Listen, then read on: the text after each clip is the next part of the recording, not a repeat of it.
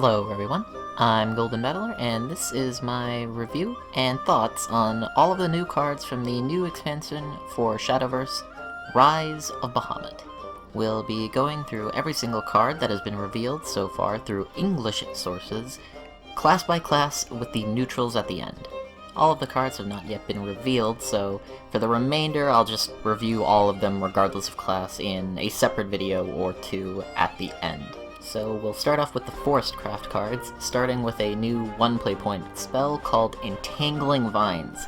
Giving an enemy follower -10, -0 until the end of the turn. And here we see one of the new keywords in the expansion, Enhance. So the way Enhance works is that if you have the play points listed in brackets after it says Enhance, you pay that cost instead, and you get the effect that it says in addition to what it says up above. Now in this case it just says destroyed instead, so that first effect doesn't really matter because it's dead, but it is important to note that for other cards the enhance effect does take place in addition to that first bit. So as to the card itself, I can't say I see this as being a particularly good card. If you want a 5 play point destroy effect, you already have neutral options that are simply better than what this card does. The -10 attack thing does let you do some nice trading, but is that really worth a slot in your deck? I don't really think so.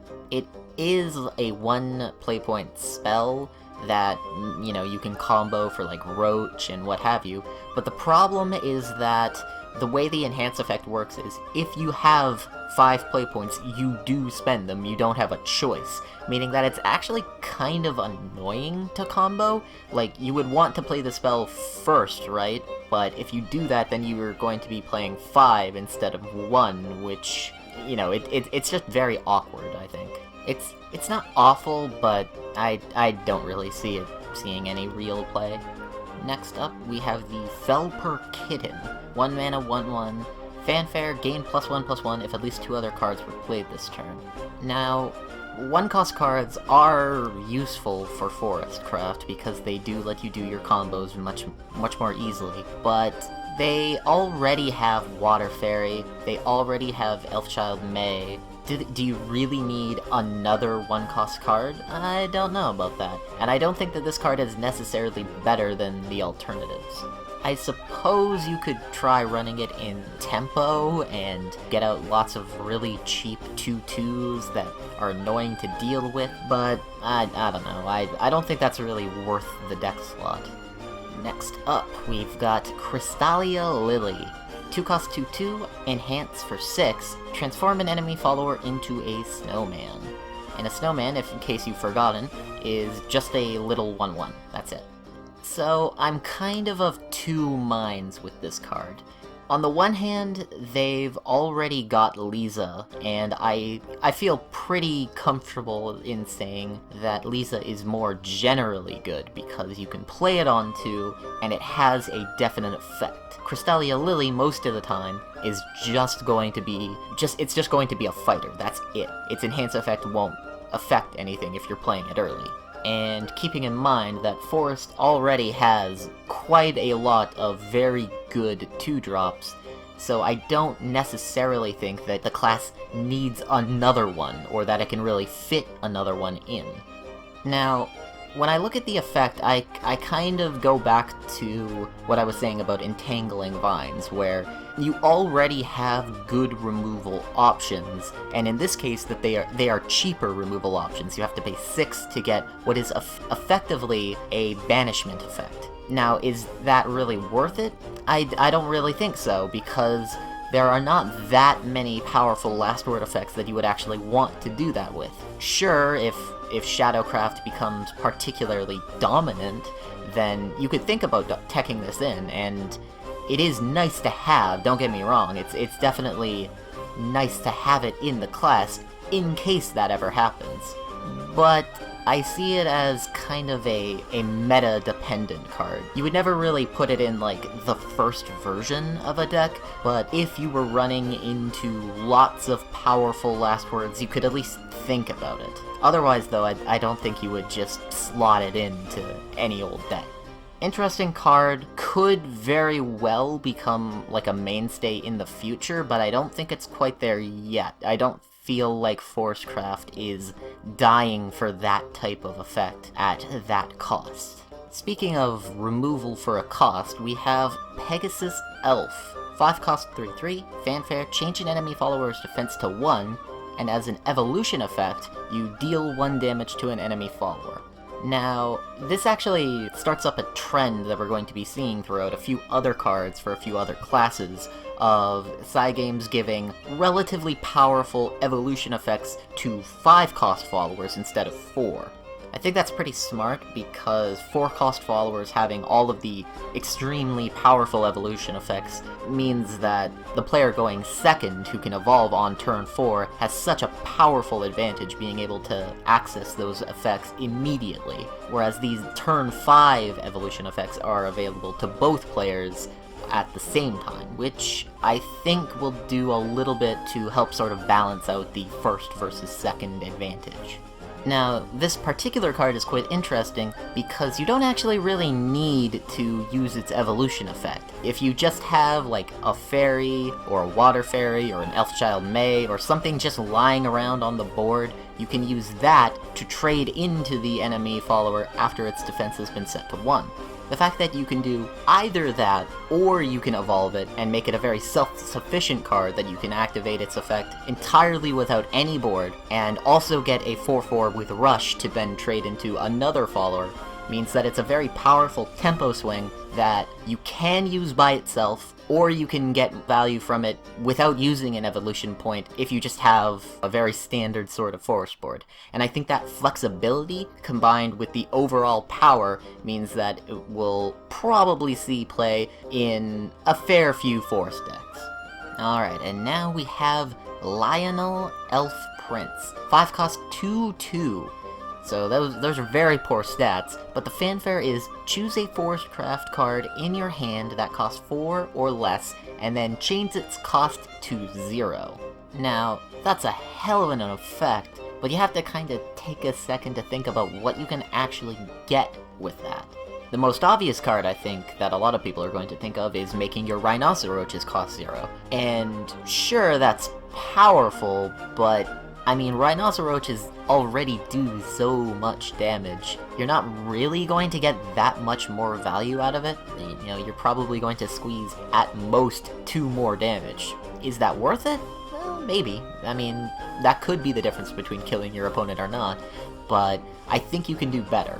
Maybe use it with Blessed Fairy Dancer. Some Forestcraft decks actually do run that card, and it is fairly powerful. It can represent quite a lot of damage very early on without that much setup. You just need like a few fairies on the board, and then you can player, bouncer, player again, and if you can do that with one of them costing 0, that could represent a lot of damage all at once.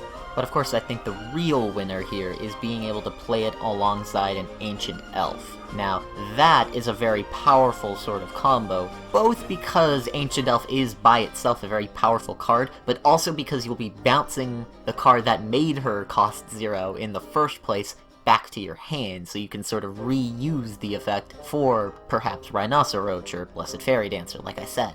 Or really anything else. I mean, Forestcraft does have a lot of 4 or lower cost cards. Oh yeah, and I suppose you can play her alongside Elven Princess Mage as well. You could hypothetically play him, and then Elven Princess Mage, evolve her, and then play those 2 0-cost fairies you got for a 2/2, a 4/5, and 2 1/1s on turn 5. That's reaching a little bit, but I don't know. I mean, just getting Elven Princess Mage to be 0 cost might be worth it by itself, maybe? I gotta be honest though, I don't know that this guy will find his way into many lists just because he is such a weak body for a pretty high upfront cost.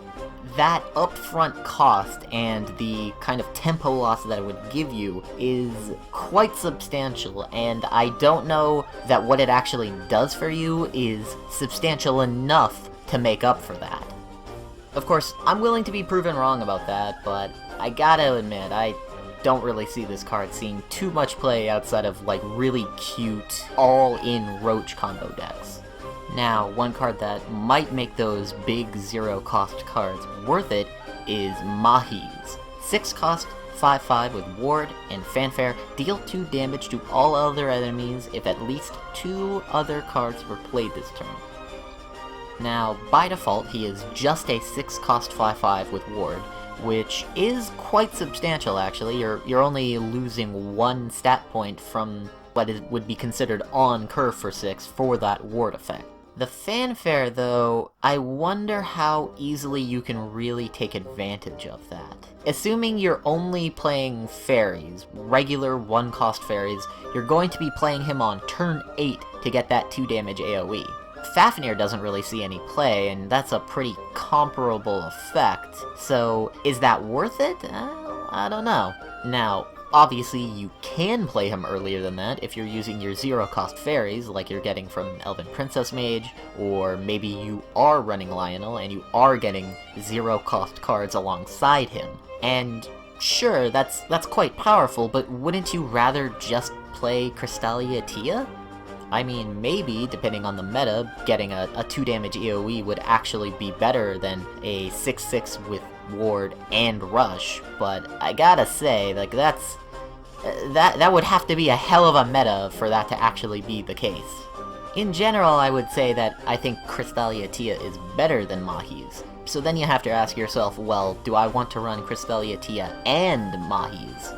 They're kind of competing for the same resources, you know? They both want you to use your zero-cost cards on them, so they sort of conflict with each other. And they're both fairly expensive cards in a deck that typically wants to keep its curve fairly low so that it can combo its cards much more efficiently.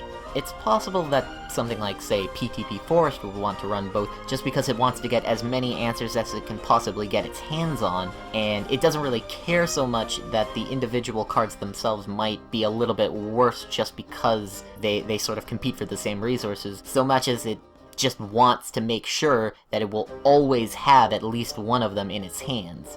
But, I don't know, that seems a little bit iffy. It seems kind of crazy to say that this card won't see play because it seems so good in a vacuum, but Forestcraft kind of has this, like, embarrassment of riches. All of its cards are so good that they really have to bring something new or something amazing to the table, and Mahis is, like, almost there, but I'm not sure he quite is good enough, you know what I mean?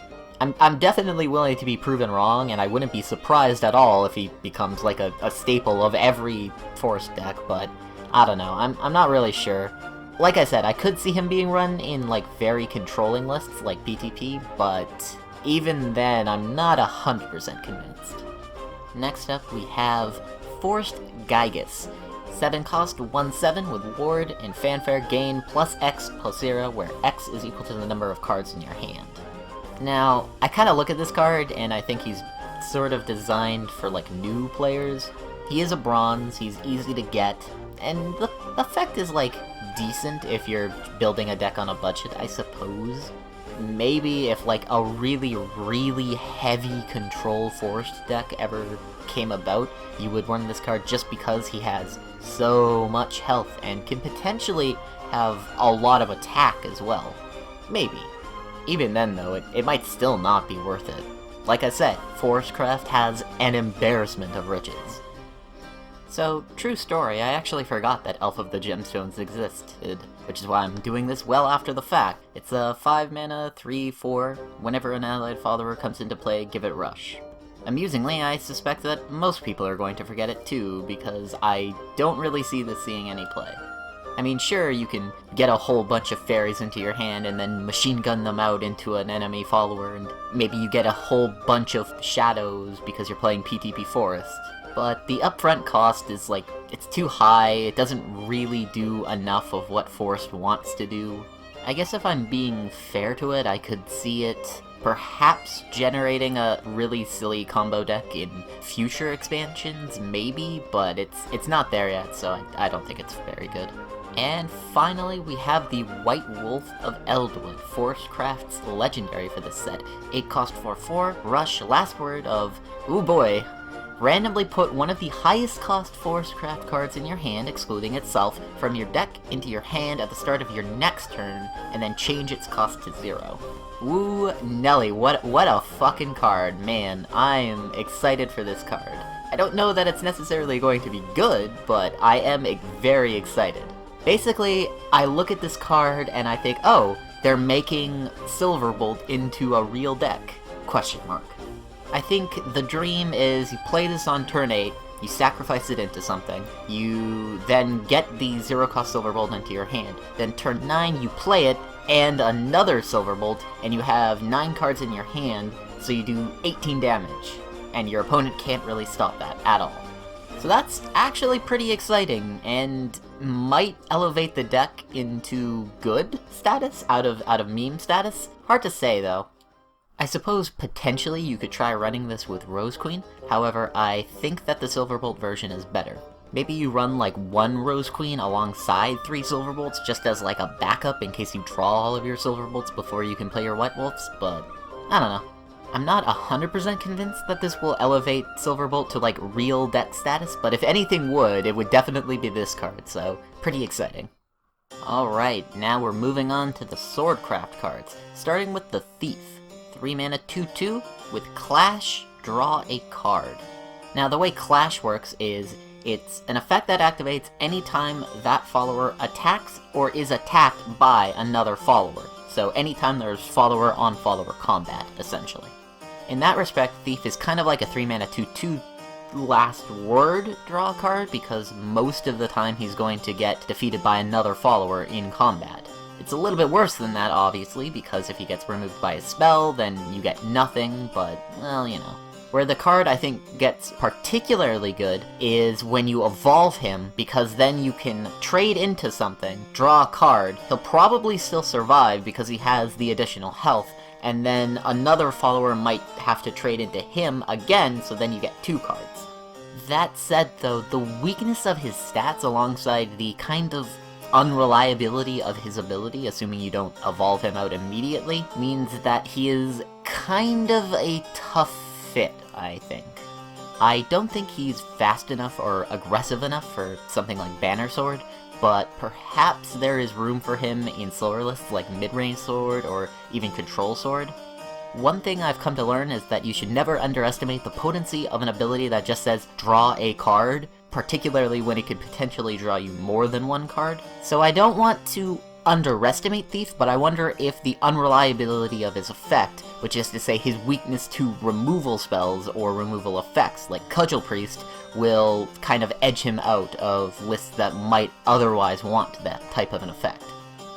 Next up we have the Samurai, a 2-cost 2/2 officer. Fanfare, gain +1/+1, and Bane if 3 or more enemy followers are in play.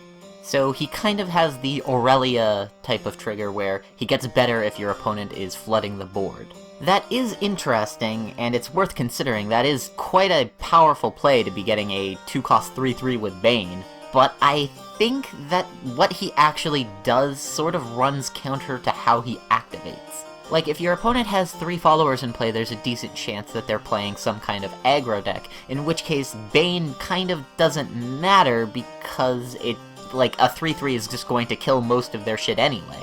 Maybe you're playing against a mid-range deck that just happened to develop a board of 3 followers, in which case you need to burn an evolution point to gain instant access to the Bane effect, but in that case you have a 5/5, which probably would have killed whatever you wanted to kill anyway. And on turn 2, for the most part, unless your opponent is playing, like, a hell of a flood deck, he's typically just going to be a 2/2, and that's fine, but not good enough, I think, to really warrant a deck slot. Next up, we've got the Blitz Lancer, 3-cost 3/2 with Rush, and it's an officer. This is one of those cards that I just kind of look at and I'm like, it's okay. Maybe Control Sword would want an effect like this, just 3 cost to deal 3 damage to a follower. The fact that it has 2 health is a real downside because there are very few things that it can hit into immediately and survive. Like, if this were a 2/3, then it could trade into a 2/2, and then we'd be talking about a pretty cool looking card. As is, I can't see anything but the slowest of most controlling lists even thinking about this card, and even then, they might have just better options. Alright, so next we've got Gelt, Vice Captain, 2-cost 2/2, with Fanfare, gain +1 attack and ward if you have a commander in play, and he himself is an officer. So my immediate thought is to compare him to the Veteran Lancer, which is just a 2-cost 2/2 with ward. And while Gelt is better in the best case scenario, I think the fact that he won't always have ward hurts his viability a lot. So kind of a marginal upgrade for the potential of a very bad downside compared to a card that already exists. So while I don't think Gelt is going to make it into any deck lists, I do think he might still see a bit of play thanks to the next card, which is Amelia, Silver Paladin. 4-cost 3/4, with Fanfare, put a Gelt Vice Captain into your hand. Then change its cost to 0 if at least 3 enemy followers are in play, and she is a commander. The fact that she is a commander is quite important because it means that assuming that your opponent has 3 enemy followers in play, you are playing 6/6 worth of stats on turn 4, half of which has ward. Even if your opponent doesn't ever have 3 enemy followers in play, you could drop her on turn 6, in which case you're still getting a 6/6 for 6, half of which has ward, which is kind of like a slightly worse Alwida's, and considering Alwida's is a really good card, that's still fine. Hypothetically, you could just drop her on turn 4, and then save Gelt for a later turn when your opponent does have 3 enemy followers in play, and then drop him, and he will cost you no tempo because he costs 0. So when I look at Amelia, and I see that every reasonable use case for her ranges from somewhere between good to great, I think I can safely say that she is a very good card and will definitely see play. Also a fun note, that's the same character that you can see in the Mentor's Teaching card art with Gelt on the right. Don't know who the dude on the left is though, maybe he'll be a card at some point. Alright, now we've got a spell for Swordcraft. 5-cost Cyclone Blade. Choose an allied follower and deal X damage to all other followers where X equals the attack of the chosen follower. Important to note that it is to all other followers, including allied followers, meaning that you typically are going to want to play this when you only have 1 follower in play.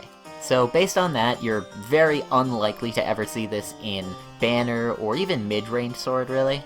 I think Control Sword will consider it, but between the fact that you need a high enough attack follower in play to sweep your opponent's board, combined with the fact that it is a fairly expensive spell at 5, means that I wouldn't expect it to be like a 3 of. You might see copies of it, but maybe like a 1 of or a 2 of. Alright, and now we have the continuation of that 5-drop evolution sort of pattern that I was mentioning, with Monica the Cloud Hall Admiral. 5-cost 4/4, with Fanfare of summoning a Knight, which is a 1/1 token, and when she evolves, she deals X damage to an enemy follower, where X equals the number of allied followers in play.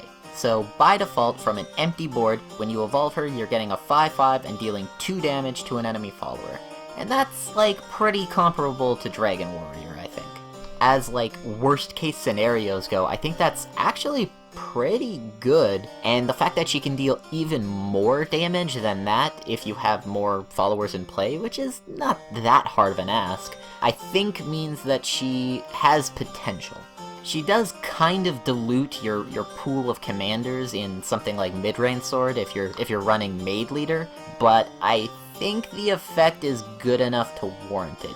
I would feel a lot more confident in saying that she would see play in something like Control Sword, though, where this effect is definitely good enough to see play. Speaking of control, we've got the Fangblade Slayer. 8-cost 3/8 with Bane and Rush, and whenever this follower attacks an enemy follower, he deals basically his attack damage to the enemy leader. So, kind of like Knuckles if you're familiar with that particular Hearthstone card. The fact that he has that specific combination of Bane and Rush alongside 8 defense already means that he has a lot of potential as a control card. But when you add on the fact that he's dealing 3 damage to your opponent directly, if not more than that if you evolve him or have some other way of buffing his attack, means that he really does a lot to help you close out games in the endgame, and he is an amazing top deck. So based on that, he will definitely see play in Control Sword, and might even see play in mid-range just as like a late-game tempo swing slash like direct damage type of thing to help you close out games that you might have otherwise lost because you ran out of steam. And now, finally, we have the Swordcraft legendary Albert Levin Saber. 5 cost 3/5 with Storm, and for an enhance of 9, he can't be damaged until the end of the turn this card is played, and he can attack twice per turn. So he seems like an obvious include in mid-range sword, probably even control sword, just to, add on to the pile of amazing legendaries that sword has in quite a heavy supply of. That part's not really up for debate in my mind. Where I wonder if he's good enough is in Banner. Now, I'm normally very hesitant to include additional commanders in banner lists, just because making sure that my maid leader can pull a banner is such an important part of the deck. But it's possible that just the sheer value of a 3/5 with Storm for 5 is enough to justify kind of lowering the overall consistency of getting a banner. Hard to say, but it's worth thinking about. So yeah, that's it for this video. I do know that there have been other cards revealed for these two classes, but this video is already getting kind of long, and I'm trying to stick to cards that have been revealed in English, so I'm not really going to Japanese sources, like I mentioned. The next video will be covering the Runecraft and Dragoncraft cards, and I gotta say, I'm pretty excited for those, so look forward to that.